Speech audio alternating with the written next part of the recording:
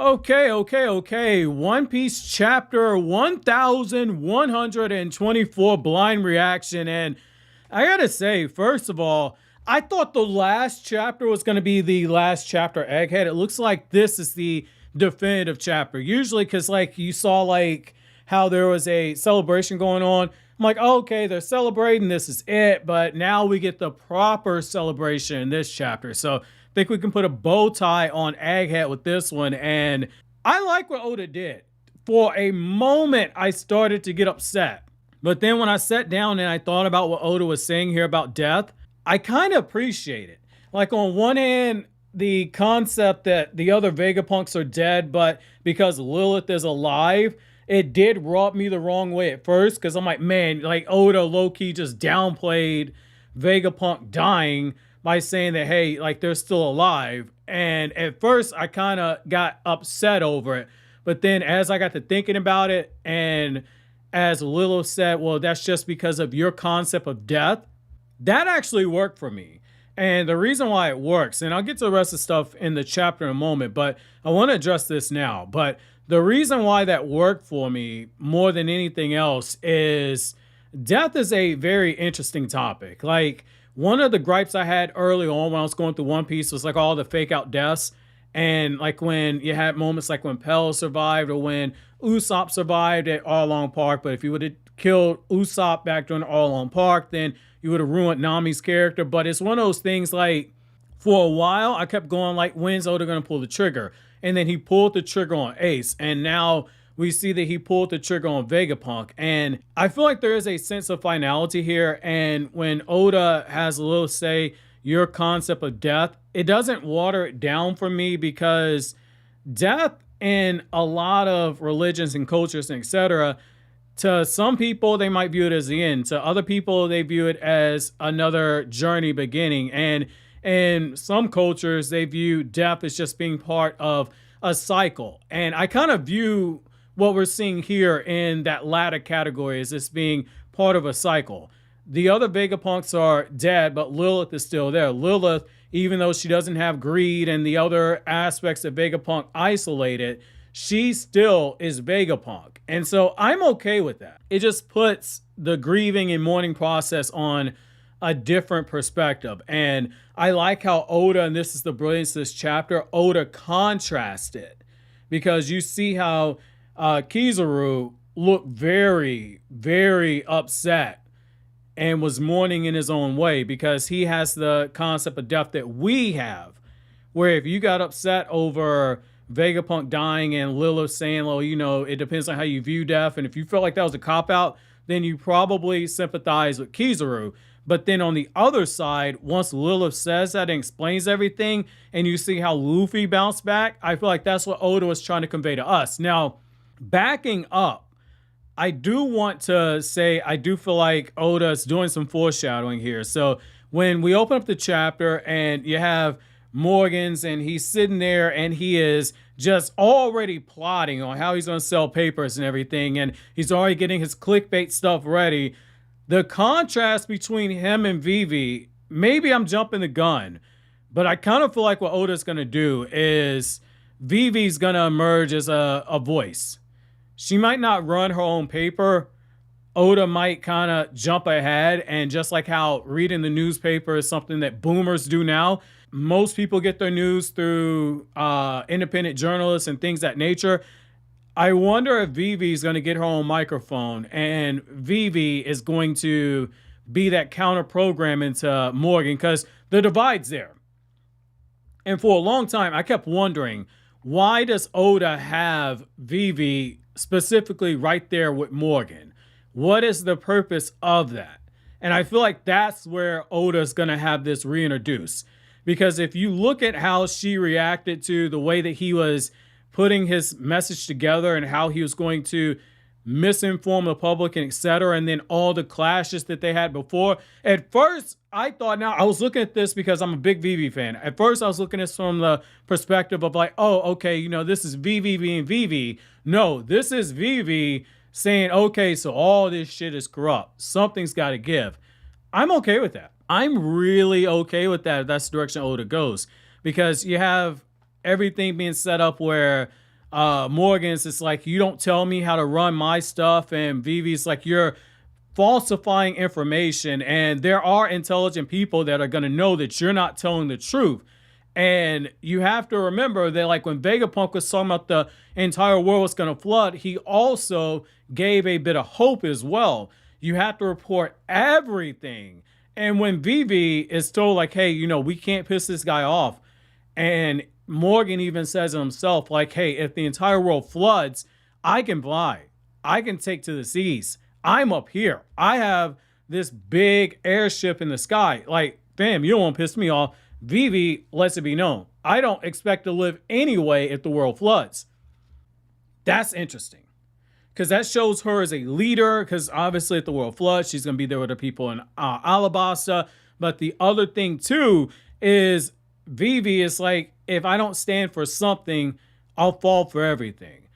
I feel like Oda very slowly is setting up the next pillars in this One Piece world. I like this. And I did kind of like a little bit of what we got, because we do know that there are squabbles that are being set up. Like, he talks about how you got Blackbeard versus Law, and you got Kid versus Shanks, and he then ends it off like Luffy murders Vegapunk. I like how Buggy's just not even a mention.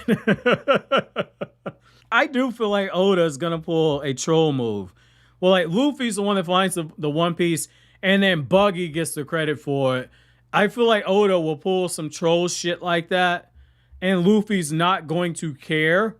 He's going to get annoyed at first, but depending on what the One Piece is, like, Luffy's my look, fam. Like, it's whatever. I'm the king of the pirates. Everybody knows I'm king of the pirates. You're a fucking clown. It's in your name. Like, I could see something going there. But then, I gotta say, the next thing we get, I like how you see Sentomaru and, you know, not feeling good. Got the tears in his eyes, obviously reflecting back on what happened. And then you have how Akainu is calling, and Kizaru, he picks up, and Kizaru's like, fam, everybody here is knocked out. And when Akainu's like, you better not have screwed up, and then you see how Kizaru is just going through and he is recalling all the memories, how he first helped Vegapunk and how he was there when Egghead was being set up, and then how he eventually kills Vegapunk.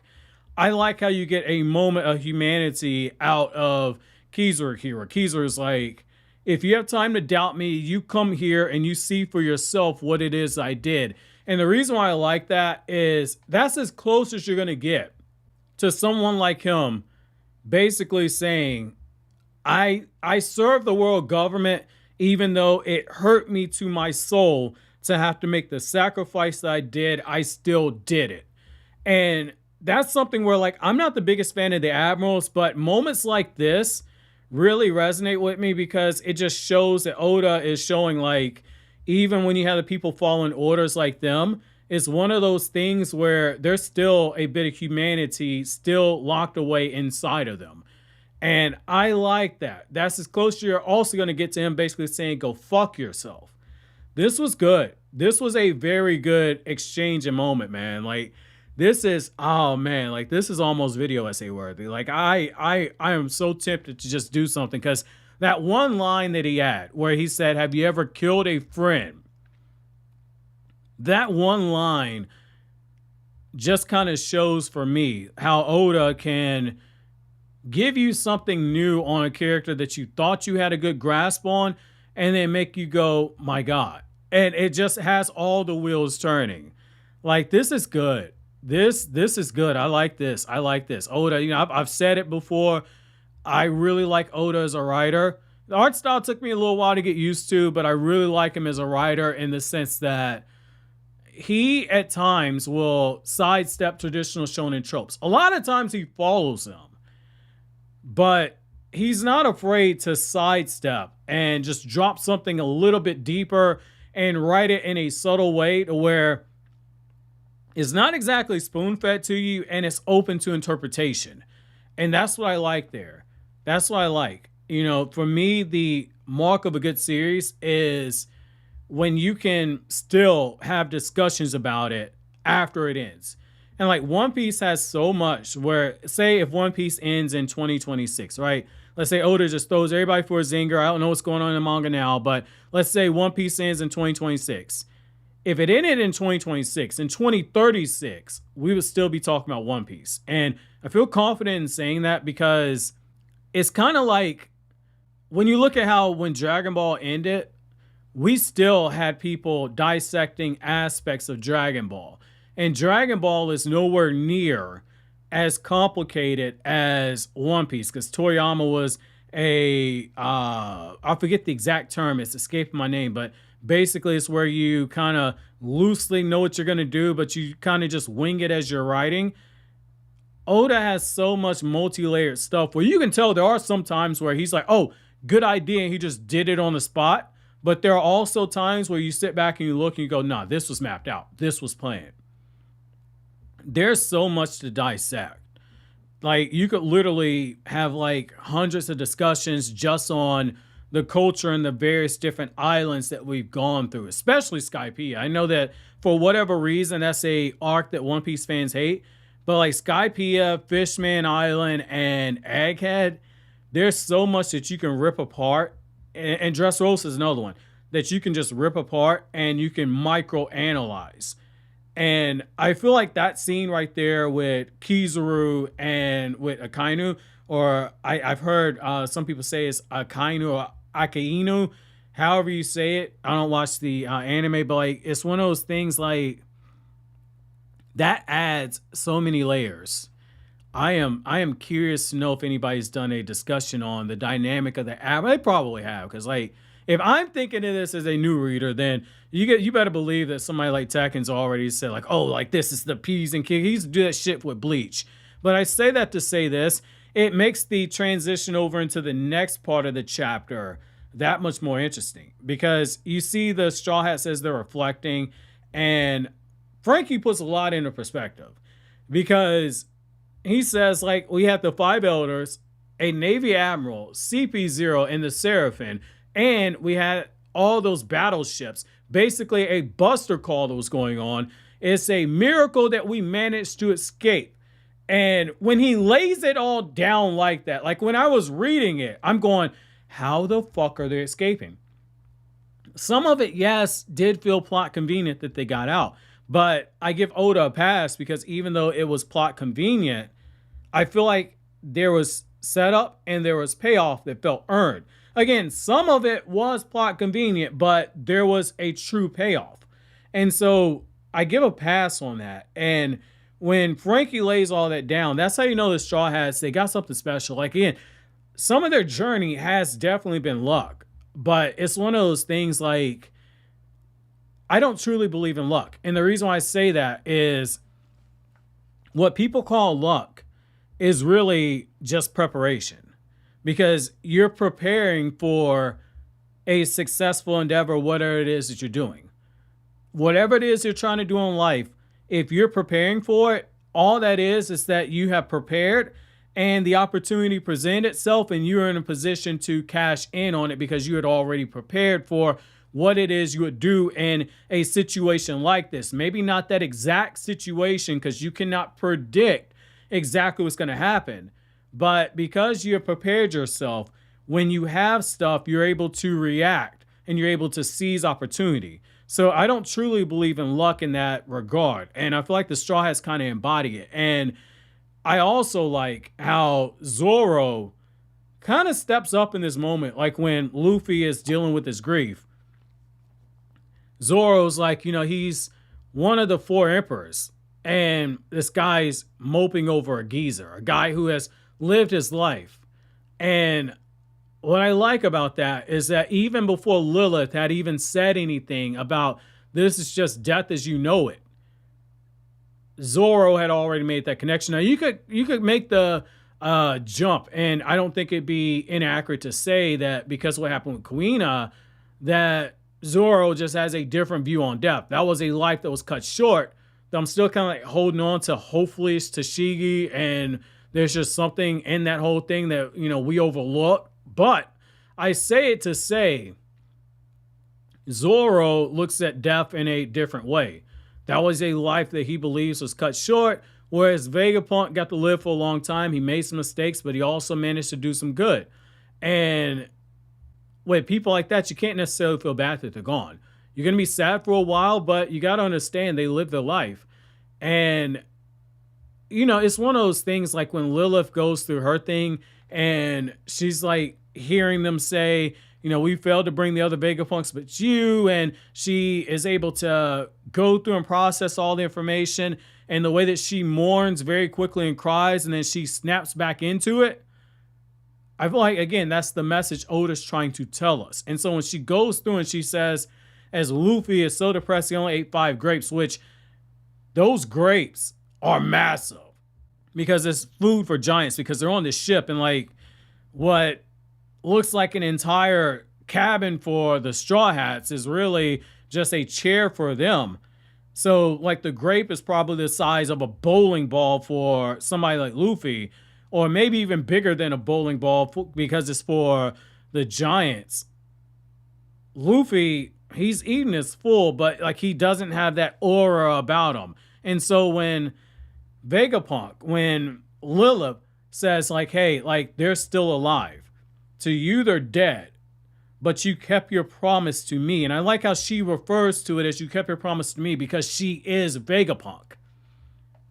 Vegapunk was a scientist, but he was also an artist. Lilith is a creation of his that lives on and carries on his spirit. And so I like where Oda is going with this. I really like where Oda's going with this, man. And so I like how when Luffy hears that, Luffy immediately snaps back, and then that's where you have the celebration where everybody's cheering. You got Robin hugging Chopper.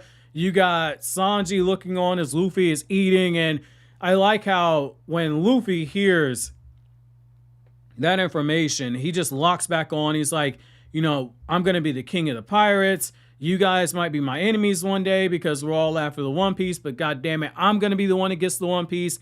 I'm going to be the one that's going to get everything done in the end. And then we have a figure. It looks like Shanks potentially saying, come on. Obviously, that's a nod to Luffy because Luffy is supposed to be headed towards Elbaph. So, I mean, this is good. I like this chapter. Like, if this was a divisive chapter, I could understand why. But I think I understand where Oda's going within the message he had. And so that's going to be my chapter question to you guys is, how do you feel about the message of death here that Oda is trying to convey? Do you feel like it was a cop-out, or do you think that this was the proper stance that needed to be taken? But so always, guys, if you like anything I had to say, don't forget to comment, rate, subscribe, and share. Thank you so much for watching to the end. Have an awesome day, guys.